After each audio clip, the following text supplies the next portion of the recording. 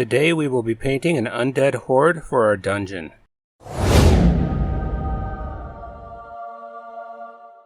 How are you today? Art Jeremiah here, back with another episode of Building a Dungeon. If you're interested in boosting your crafting skills, then subscribe and hit the notification bell below, and then we will get on with painting these miniatures. Assembly was not needed on these miniatures. Also, the miniatures came to me pretty clean looking, so I really had little prep work aside from gluing a few pebbles onto the bases and washing them with a toothbrush and soapy water. I primed the miniatures with Liquitex matte black spray paint. For the first layer, I overbrushed dark gray on all the miniatures. I specifically used Vallejo's Basalt Gray, and I do a rather thick overbrushed layer that is applied to the entire model. Overbrushing is kind of like dry brushing, just a little bit more paint in the brush. I used full consistency paint without diluting it at all.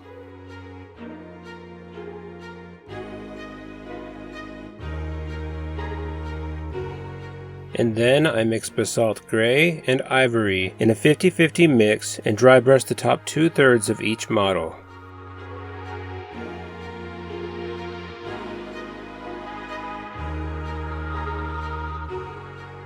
The final layer of dry brush prepping is done with Ivory. I lightly dry brushed this layer on the top 1/3 of each model. I do a little extra dry brushing around the facial areas of all the miniatures.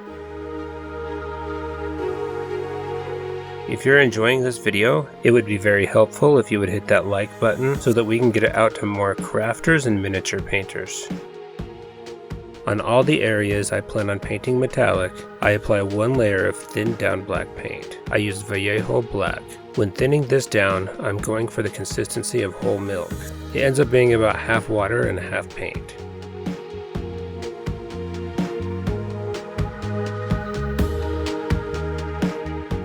Using Vallejo's brass metallic paint, I stipple all the areas that I want metal.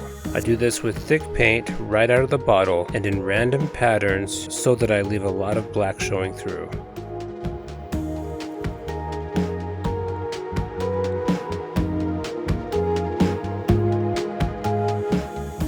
I just want to interrupt this video for a second to say that I'm going to start highlighting a comment from the previous video. I just want to show my gratitude for those of you who do interact with my videos. The highlighted comment is from Hellforged Props, who said, "Hey there, found your channel on Twitter. Happy to sub. Love your videos. You make awesome content." Hey Hellforged Props, I remember talking to you on Twitter, so thanks so much for the awesome compliment. I'm getting better at this whole video thing, so stay tuned for more regular videos soon. I then do the same stippling effect with Vallejo Oily Steel. I stipple this both over black areas and over some of the brass areas. This helps give an antique metal look. We could do some rust or oxidation effects as well, but for now I just wanted to keep these miniatures simple.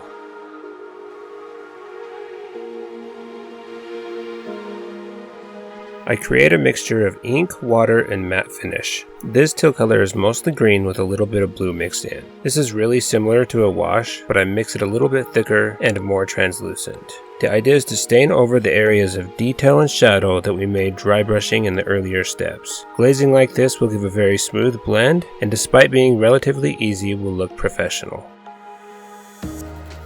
I could have left the miniatures as is, but my love for color made me want to add a little bit more. So I already had some violet mixed up from an Ogre Kingdom's army I'm painting. Basically it was the same process, I just mixed blue and magenta inks together in order to make the violet color. If you happen to be getting some value out of this video, think about supporting this channel through the affiliated Amazon links provided in the description at no extra cost to you. I provide links to supplies that I find essential and well worth the money. Definitely check them out if you can. I didn't want a whole lot of texture on the bases of the miniatures, so I opted to use a Liquitex texture medium called Resin Sand. I mixed a few drops of black paint into the medium and gobbed it onto the bases.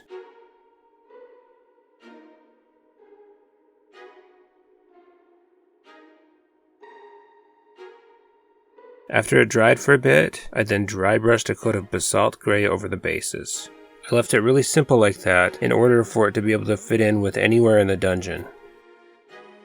I loved the price of these miniatures, but in case you did not notice, there were quite a few lines that especially showed up after painting. I had some conversations with some people on Twitter and Instagram and was told that this is due to poor calibration and the speed of the printer. They also said that resin printers won't leave lines like that. Regardless, these minis were a very low priced option. I think each set was around $8 US if I remember right. I will leave a link in the description if you are interested. I am not affiliated in any way with the person selling the miniatures. I just wanted to share a good deal with you guys. Anyway, what do you think of 3D printed minis? Have you had experience with them? My personal opinion is that I really miss all the pewter miniatures, but that's just me. That's not the most popular opinion, but I just feel that the paint lays on them in a way I enjoy a lot more.